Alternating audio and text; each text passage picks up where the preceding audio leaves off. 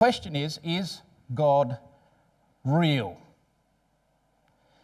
You've only got to rearrange those letters without adding any more or taking any away, and you get your answer. And truly, this is, without a shadow of a doubt, the absolute essence of what this book is all about, because the whole hub, the whole centre of this book revolves around that nation of Israel. Is God real? God and Israel. God and Israel are connected beautifully together in this book.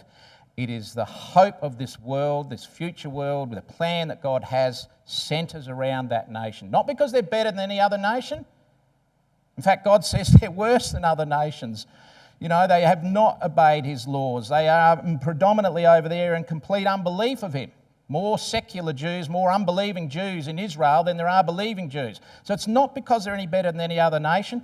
It's because God has made promises to that nation he's going to intend on bringing into pass. And what's more, as we've just read here, and we're going to go through these verses as we go through these slides, we've just read that God has said, I want you to look at Israel if you want proof that I exist. So that's what we're going to do this evening. We're going to have a look at Israel because it is the heartbeat of our hope. So what we're going to have a little look at is some of the features of their survival and some of the amazing features of their revival as a nation. They have survived so much, the Jewish race, and they've been revived as a nation in the latter days. They're a very young nation on the big scheme of things. They're only 72 years old, 73 years old, so they're not very old at all. But that was all been ordained prophetically in the Word of God, because God is with them every step of the way. God has put them in the witness box, all right? Because Isaiah 43 is a little bit like it's sort of set up a little bit like a courtroom scene, if you like, because God is using the term witnesses, and he's putting out a challenge. And he says to all the nations, he says, hey, all you nations, I don't care who you are, Philistines, Assyrians, whatever, you bring the proof to the table that your gods are real, that your gods are really meaningful and that they actually do exist. Bring them all to the courthouse, the courtroom, put them on trial, and let's test them out, because there's silence. Nobody comes. Nobody enters in to this challenge, because their gods were wood and stone and just worthless. God says, righto, now it's my turn. I'm going to get hold of the nation of Israel. I'm going to put them in the witness box. And I'm going to get you to watch that nation, and when you do, you're going to see me in control of not only their destiny, but the destiny of this entire planet. Yes, that's right. God is in control of this planet. Seems like it's well and truly out of control, but let me tell you this, God is in control. And he's given us his nation of Israel to prove that he exists, and that is exactly what he is doing. He is in control of this planet. So let's go through a few fast facts about Israel. I know some of you have seen this. I know some of you know all about Israel, probably equally as much, if not more than me. Some of you have been to Israel like myself, and you know that Israel is a unique country, but more unique in probably different ways than what you imagine. For example, here's a map of Australia. All right, kids, you all know that's Australia, correct? What I'm going to do now is I'm going to superimpose over the top of that the map of Israel in 3 different sizes. And I want you to tell me which size you think Israel is in comparison with Australia. So we've got number 1 up on the screen. There's roughly the shape of Israel, number 2 and number 3. So there's the 3 sizes of Israel superimposed over the map of Australia. So I want a show of hands. Who thinks Israel is size number 1? Put your hand up. Young girl, was it your birthday today? Happy birthday. Well done. She was not afraid to put her hand up. Good on you. Anyone else? Silas, were you about to put your hand up? No? Okay. Who thinks it's number 2? Not your birthday today? No? Okay. Number 2. So, okay, who thinks it's number 3? Yeah, righto. Okay, that's good. Number 3. Well, here's the thing. It's not number 1, sorry. It's not number 3. And everybody thinks it's number 2. It's not even number 2. Here is the size of Israel compared to Australia. It fits into Australia 367 times, and yet for all the countries on the planet, per head of population, it appears in the media 50 times more than any other country on the planet. And everyone scratches their head and thinks, what is it about this little country that all of a sudden they seem to be dominating world affairs for their size? 8 million people, 8.5 million people. And here they are dominating world media 50 times more than any other country per head of population. Why is that so? Well, we read why, because God's put them in the witness box. And he's saying to us, I want you to look at Israel, and I want you to see that I'm working with that little nation. And I want you to understand that I do exist. I have a plan and a purpose with this earth, and I want you to be involved in it. And I'm using Israel as the predominant hope of this book, a hope of mankind in the future. All revolves around that tiny little country.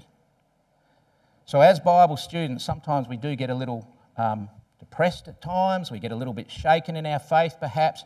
We feel, oh, is this really all going to happen the way that I've always understood it to happen? And the very next day you seem to find something about Israel and it's shining out there like a big bright light right on your face like a spotlight, and you go, oh yeah, it's going to happen all right, because God is in control and I can see him working in that nation. So how tiny is this country? This will impress you, I hope, because it is a minuscule little country, all right? It makes up just 0.25% of all the land mass of the Middle East, 0.25% of the land mass of the Middle East. Just 0.004% of the entire world's land mass. We're talking just a speck on the big planet, just a speck really. Virtually no land mass compared to most other countries. Its population is only 0.1% of the world's population. And yet, for its size, it is the only country in the entire history of this planet that has never lost its national identity or culture. Right from its inception, 3,500 odd years ago, right through to now, the Jewish culture has never, ever been lost. Despite the fact they've been dispersed into just about every country of the planet, they have never lost their identity as Jewish people or their culture. That is unique. Why? Because God said, they're going to be my witnesses that I exist. They are indeed his witnesses that he exists. And we've only got to just look at this, and this is quite interesting in itself. The global Islamic population is approximately 1.2 billion people, all right? 1,200,000,000 people, or 20% of the world's population. Here's how many Nobel Prizes they have won. Now, Nobel Prizes, for those that are unsure, are world-recognised prizes you can get for science, for philosophy, for peace, for all sorts of different areas of academic qualities. You can get a Nobel Prize. Here are those in the Islamic world that have won a Nobel Prize, and it's pretty good. All right, it's pretty reasonable. I'm really quite fascinated. 1994, Yasser Arafat got the Peace Prize. He was regarded as the head of one of the, greatest thorns in the side of Israel with a terrorist organisation, the PLO. But there he is. He got the Peace Prize in 1994. So there they are. That's them. Now, if God was putting Israel in the witness seat, in the witness box, to say, hey, I'm in charge of Israel's destiny and I want to impress this world that I am with them, you would expect that perhaps Israel might do a little bit better than that. Small little country, nothing like 1.2 billion people. In fact, the Jewish population is only 14 million worldwide. 14 million people, 0.02% of the world's population. Here's how many Nobel Prizes they've won. Now, I hope you got your glasses on because you're going to need it. I struggled to fit them all on the one screen. And there's some more we could add to that, by the way. This is not quite up to date. God's putting that people on show for this world to know they are special. And they have inherited some quite unique qualities that make them special, and that's not by coincidence. So where did it all start? Well, it all started with this man here, didn't it? Abraham. In Genesis chapter 12, and we're not going to look this up, most of the quotes I'll have for you will be on the screen, but in Genesis chapter 12, God chose this man Abram, or he became known as Abraham, to become the father of the Jewish people. But guess what? He was also the father of the Arab race as well, as we'll see in a moment. But he specifically chose this particular man because he could see certain qualities, and at the time he lived in Iraq, what we would know as Iraq today, of the Chaldees, and he said, I want you to come into a land that I am going to promise to you and your seed forever. And I want to make a name for you. I will make you into a great nation. He says, I'll bless you, I will make your name great, and you will be a blessing. I'll bless those that bless you, and whoever curses you, I will curse. Just keep that in the back of your mind, because that's really quite fascinating in itself, as we're going to see. And all peoples on the earth will be blessed through you, Abraham. So Abraham did as God requested.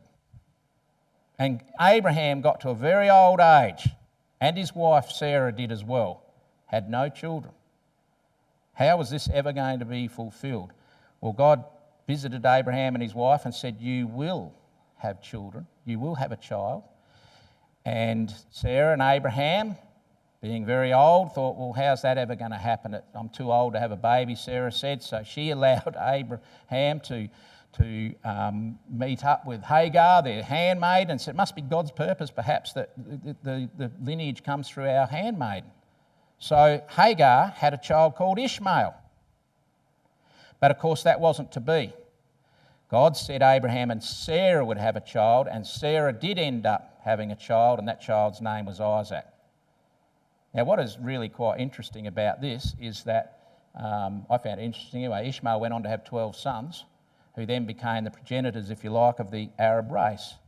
Isaac had Jacob, who also had 12 sons and became the fathers, if you like, of the Jews, the Jewish race, Israel.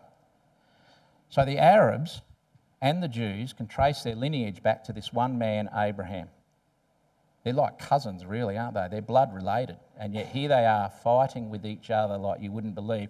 One day, though, we're going to see that middle picture there, those two boys, the Arab and the Jew, with their arms around each other. One day, in the plan and purpose of God, we're going to see those two races of people come together and embrace each other under the rulership of the Lord Jesus Christ when he returns to this earth. Quite amazing. So it all started with Abraham. We're not going into the long history that happened with Jacob and Joseph and going down into Egypt, and you probably, some of you may be aware of the stories that occurred, or the events that occurred in Scripture about that time period, except we're going to come to a man by the name of Moses. I think you've all heard of Moses. Moses was chosen by God to lead his captive people out of Egypt. And after a couple of 100 years or so in the land, as slaves, as bond slaves, a Pharaoh arose that really knew nothing about Joseph and the previous good history that he had with the Jewish people. In fact, he could see just, a couple of million people building up their own numbers north of Egypt, that he said, hey, we've got to do something about this. We have to really suppress this people because they seem to be flourishing. We need to make them into slaves and really try to rule them in. And he did it with great fierce wrath and anger. And it was a dreadful time in Israel's history. And that's when God raised up this man called Moses, who was destined to lead his people out of Egypt into the promised land. Now, the first introduction that Moses had with God. Does any of you kids know what the first introduction that Moses had with God? Birthday girl. Oh, very clever. The flaming bush. Well done. It was the burning bush. Now, if I was God and I wanted to impress myself for the first time on somebody that's going to lead my people out of Israel, I probably would have shaken mountains and sent thunder and lightnings from the sky, and I would have done something absolutely incredibly dynamic. I wouldn't have set fire to a little bush. That's what God did. And he did it for a specific reason. He did this for a specific reason because there was something quite ironical. That's probably a big word for some of you kids. There was something quite amazing and interesting about the bush. Does anyone know what that was? Does anyone know what that was? Yep. I heard that. I think you said it didn't burn. Well done.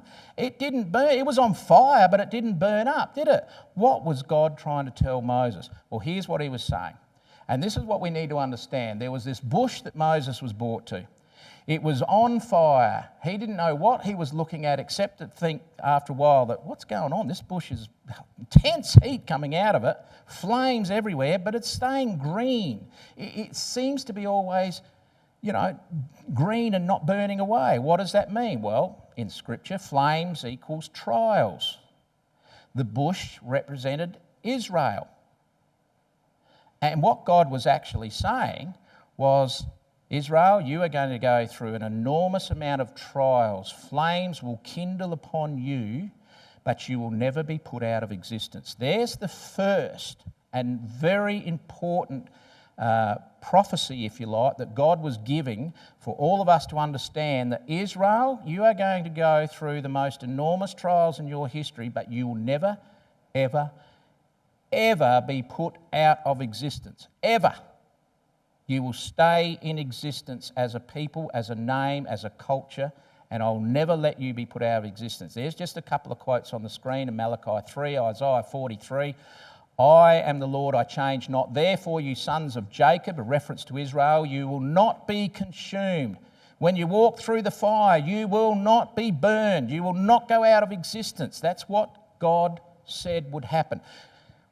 I defy anybody to put any other nation on trial to see how many other nations have tried to extinguish them more than Israel, because here's just a few. These are not all of them, but here's some of the nations who have tried to destroy the Jews over the past 3,000 odd years. Now have a look at them. It's amazing. There was Egypt, of course.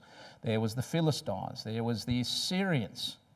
There was the Babylonians, the Persians, the Greeks. And although the Greeks didn't really come down to destroy Israel, they had every intent initially to destroy Israel. The Romans, the Byzantinians, the Crusaders, the Christians, for goodness sake, up against God's people, because they didn't see them as God's people. They saw them as the ones who crucified the Messiah. So they tried to wipe them out. The Spanish. Well, we don't need to talk too much about Nazi Germany, but unfortunately we're going to have to say a little bit about them in a moment or two. And of course, even today, Hamas, just one of the terrorist organisations that are trying to wipe Israel off the planet. They're all desperate to wipe Israel out. Where are all these nations? Predominantly the nations, at least, they're gone into obscurity. Where's the great Egyptian power of today? They're a base nation. Where's the Assyrian? Where's the Babylonian? It was one of the greatest empires this planet has ever seen. Gone. Where's Israel? Back in their land, powerful, strong, stable, financial, and lead the world in so many different areas. You tell me who God's with. You tell me if that's not a prophecy. I'm putting them in the witness stand, said God. When you look at that nation, you see me in action. I am in charge, in control. Those that would prey upon you will become a prey. And of course, we can go even further in advance to the Roman Empire, where the Romans, they desperately tried to wipe the Jewish people right out of existence. And the one way they thought they could do it was disperse them out of their own homeland and send them into all the Roman Empire at that particular time, so that they would breed themselves out of existence. That was what the ideal of the Roman Empire was. They hated the Jewish people. They were a thorn in the side of the Roman rule. And of course, they expelled the Jews, and they went into virtually every part of the Roman Empire of that particular time. They were dispersed all over the place. And I can just imagine some of the Roman leaders of the time going, well, that's it for the Jews. They're out of action. We don't have to worry about them anymore. They'll just breed themselves out of existence. Their culture will die and everything will be really good because the world will be rid of the curse of the Jews. They forgot to factor in God because God was going to stay with his people even though they were dispersed throughout all the countries of the land at that particular time. God had made incredible prophecies about Israel, and one of those incredible prophecies is that they would return to their land. Oh, now we're jumping a bit in time. From AD 70, when they were dispersed into every other place except their own little country, God says, don't worry, a set time is coming when I'm actually going to get you back into your land again. He waited a fair while, by the way. He didn't as though he waited, 10 years, 20 years, 50 years, 100 years. He waited nearly 2,000 years before he fulfilled that prophecy. And that prophecy is spoken of in Ezekiel chapter 37. I'm going to play a little clip. It's a little bit jumpy, unfortunately. I don't know exactly how to fix that, but it only goes for about 1.5 minutes.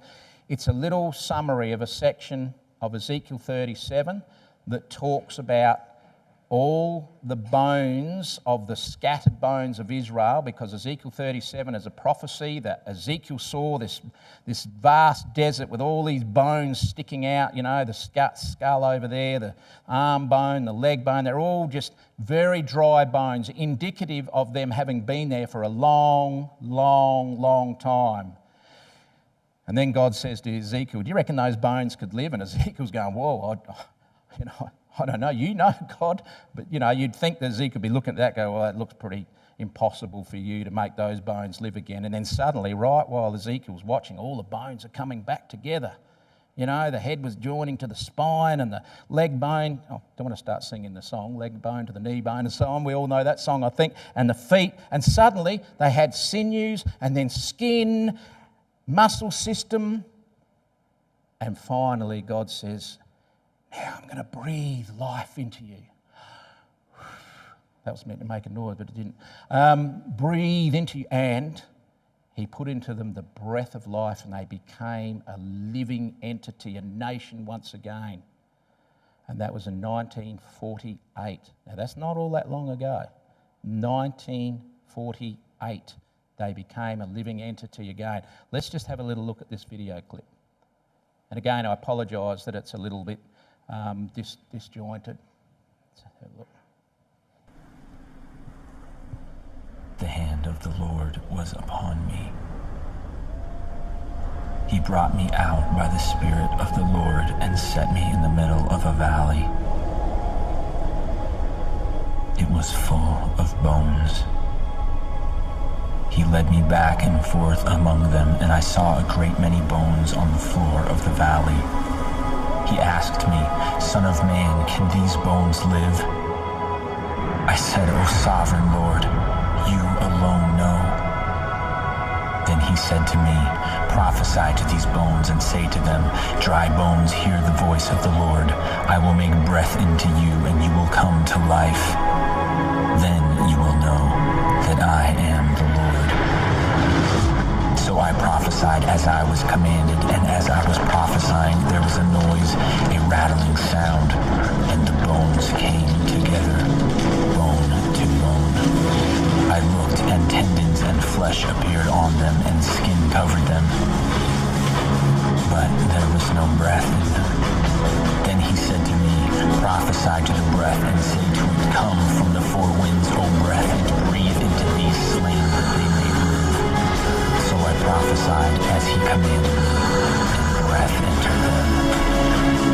They came to life and stood up on their feet, a vast army. Gist of what is being narrated there, it's straight out of Ezekiel 37. Basically, God was saying, I've put Israel there as my witnesses. I'm going to bring them back into their own land.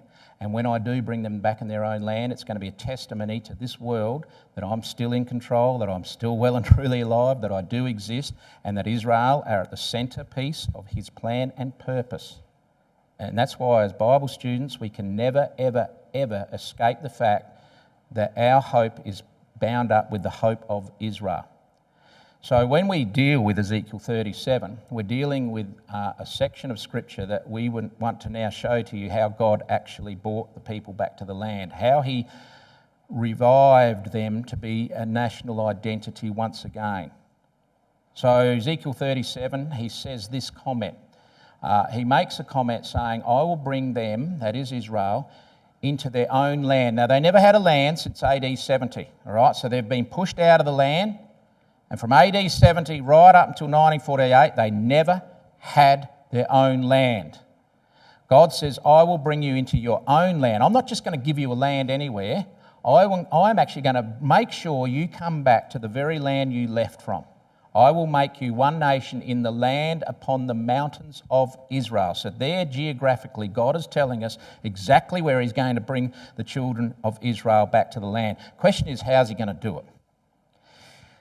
How is God going to get these scattered people all over the world back into their own land? Because let me tell you this, the land of Israel, known as the land of Palestine, was ruled over by the Turks for many, many years, right up until 1917 and the First World War, had become one of the most arid lands on the planet. The Jews, on the other hand, many of them in Europe, had become one of the wealthiest race of people on the planet. They had fancy houses, they had tremendous jobs, they were in charge of finances and banks and everything else. What on earth was ever going to possess any Jew to leave that and go back to a dust bowl? It'd be like someone that lives up here in Skye or some fancy house over there in Glenelg or wherever and saying, hey, guess what, I'm going to take you to the back streets of Coopapedy for you to live from here on in. It's just not fathomable to think that that's going to happen. God says, no, it'll happen. And I'll make it happen. And here's what he said. He said, I'm going to send some fishers. Many fishers are going to come, he says, and they will fish you. So just keep that in mind. When we go fishing, we get a rod, we put a little bit of bait on the hook, we throw the rod overboard, and we hope that the fish find that bait attractive and that they'll come along and take a bite and you will catch the fish. That's the idea of fishermen. God says fishers will come along and they will fish for you to come back to your land. After that, I'll send hunters. And they will hunt you from every mountain, every hill, out of every hole, out of all the rocks. Wherever you are hiding, hunters will come and hunt you. Two entities, two different scenarios here being painted for us by God.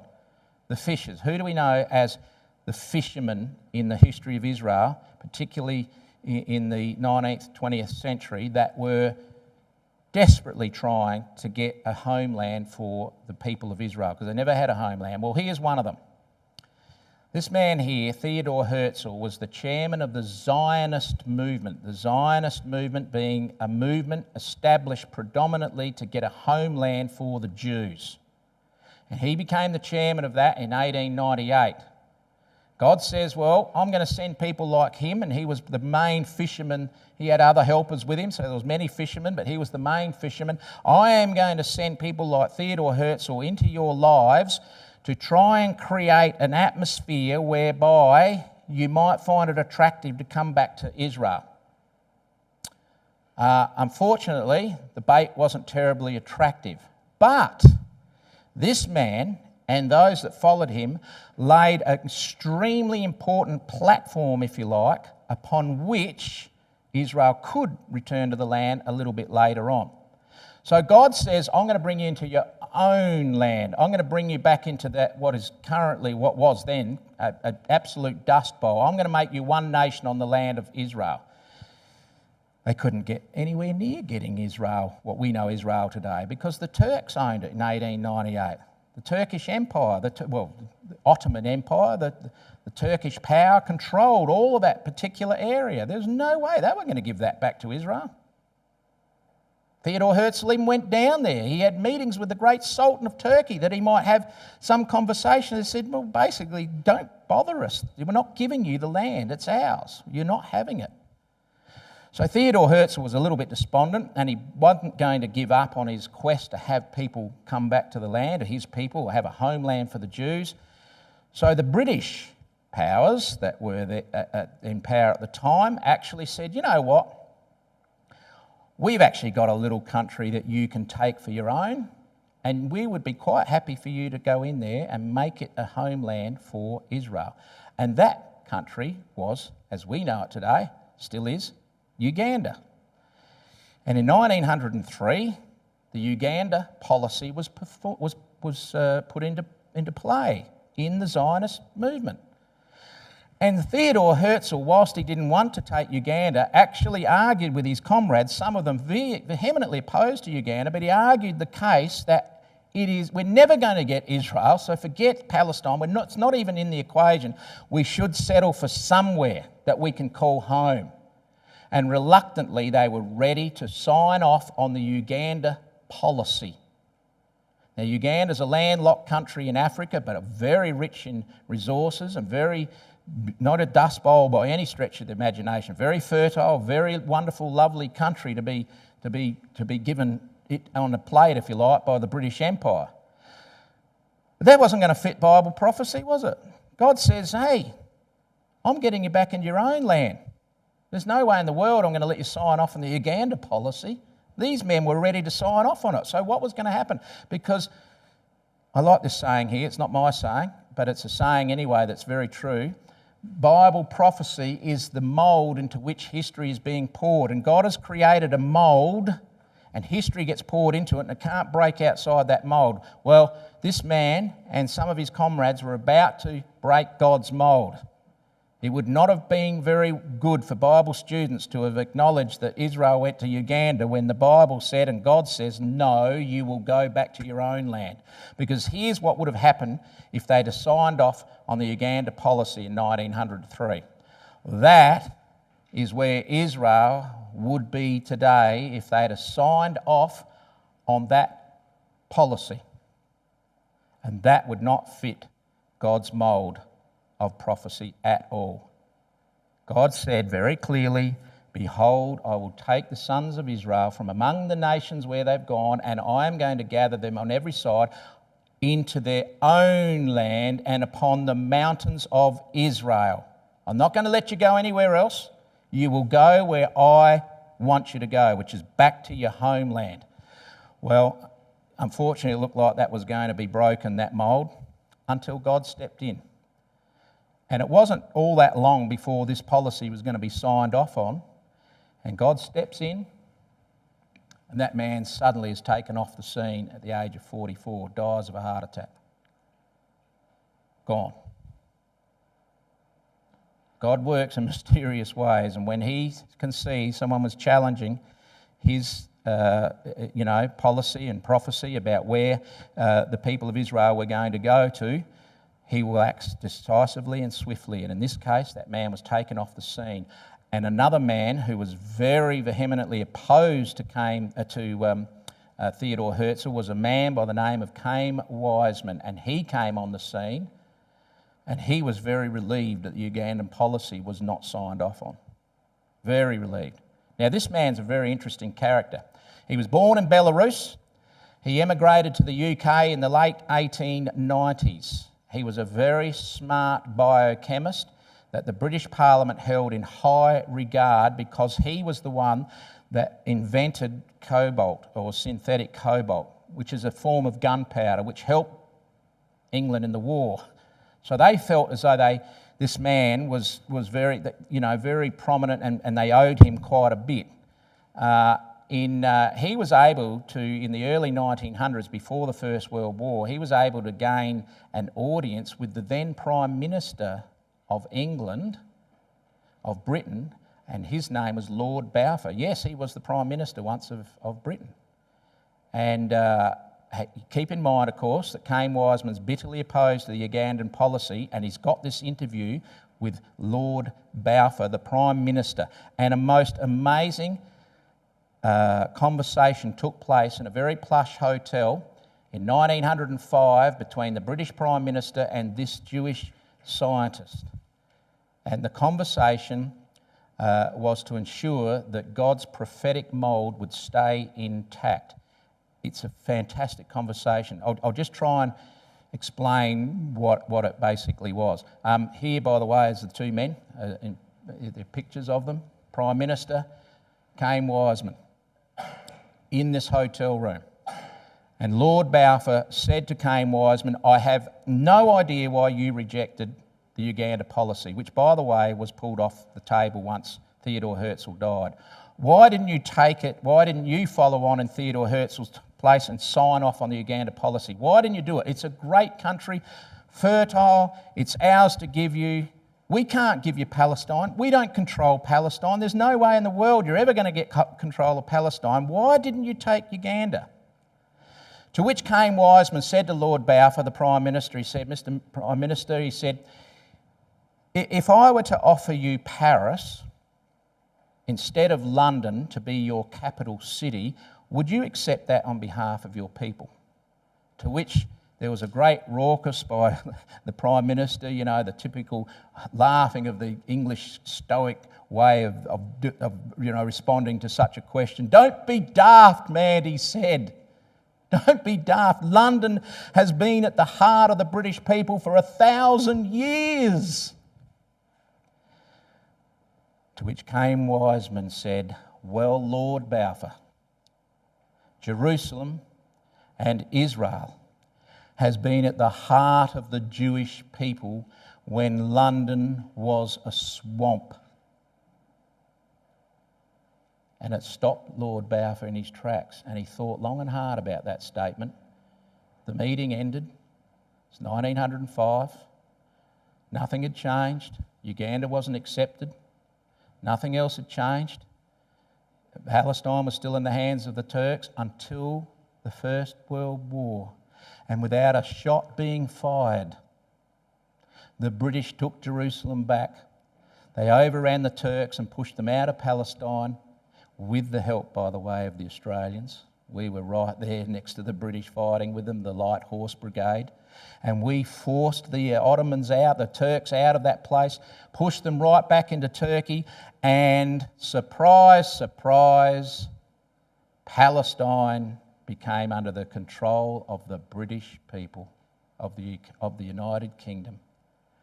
And Lord Balfour never forgot this conversation he had with Cain Wiseman, and in 1917 he was no longer Prime Minister, but he became Foreign Minister, and he wrote up what's known today as the Balfour Declaration, where, because now they had control of the land that Israel wanted, they said, you know what, you can now return to this land. It can be a national home for the Jewish people.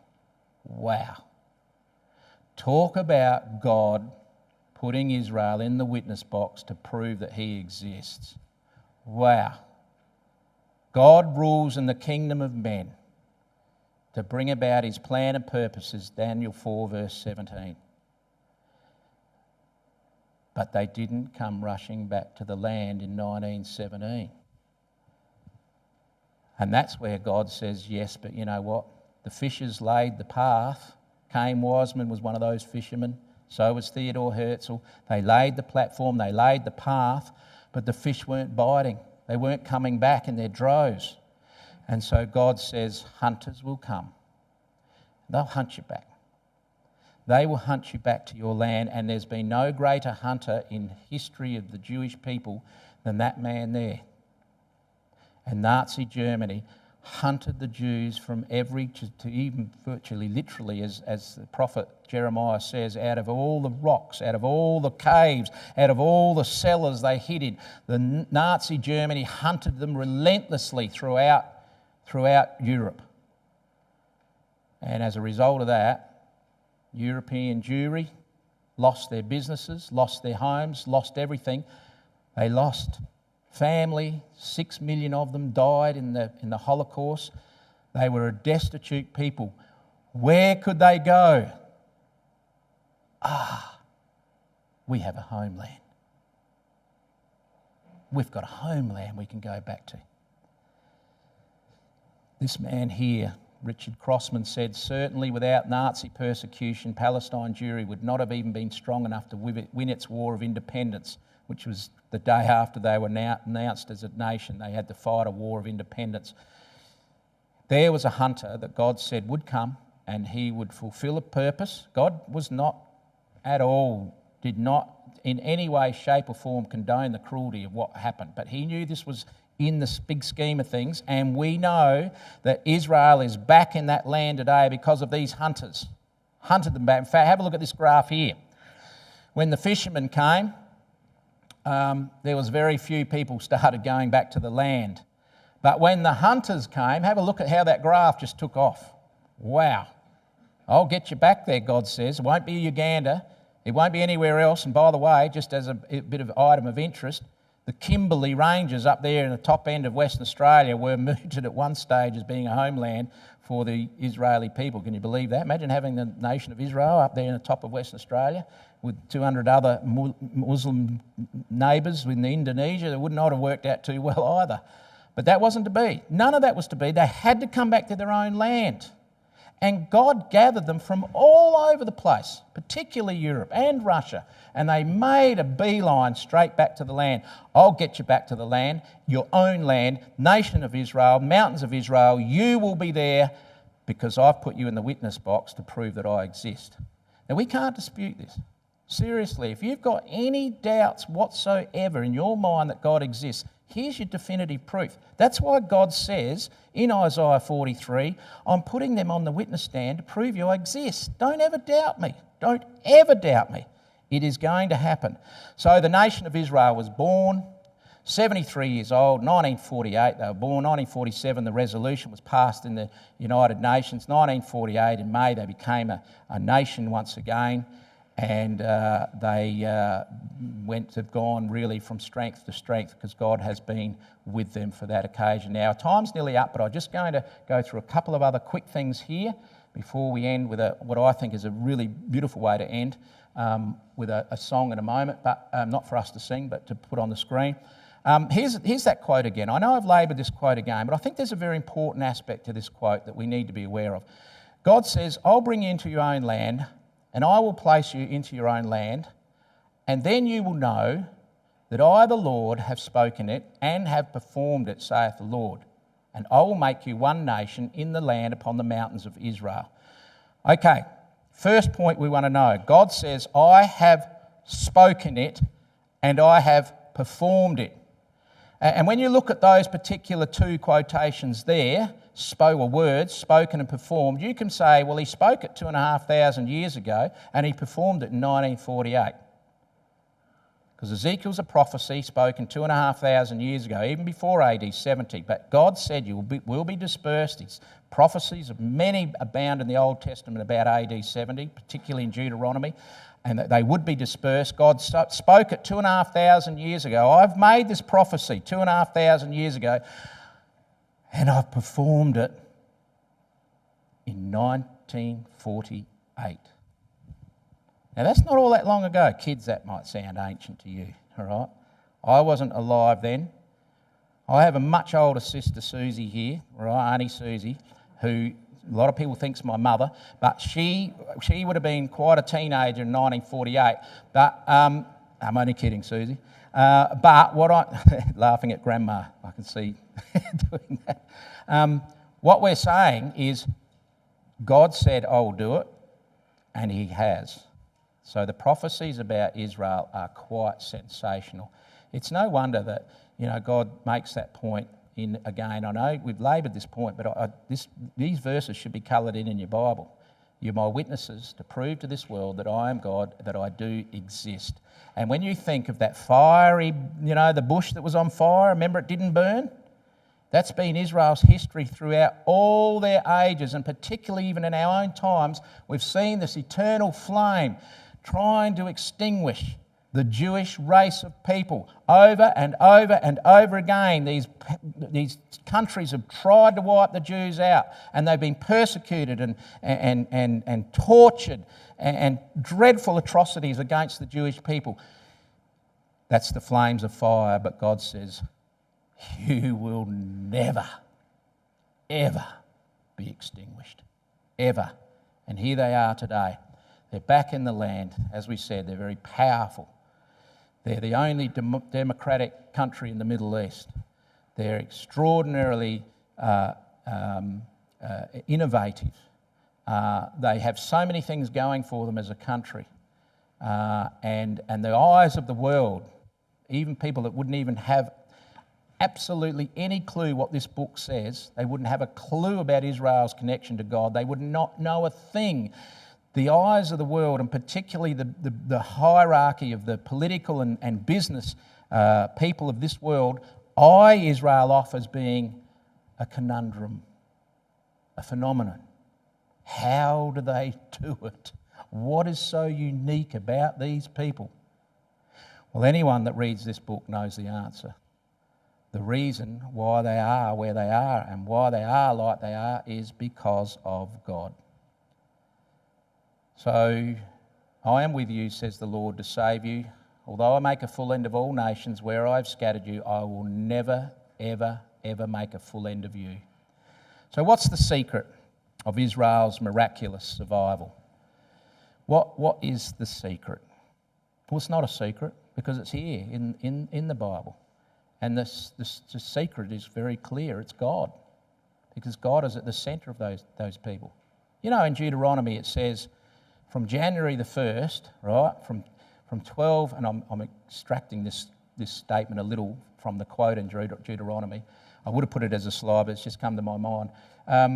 That from 12:01 in the morning of the first day of the year, January the 1st, using our calendar, God says, my eyes are on that nation, and they do not leave that nation, and it goes right through to the end of the year. And then, guess what? It starts again for the following year. Every day, God is watching that nation because he has a plan and purpose with that nation that's going to affect this entire planet. And we need to be connected to that. We should be. That's our hope. And we need to know a little bit more about it.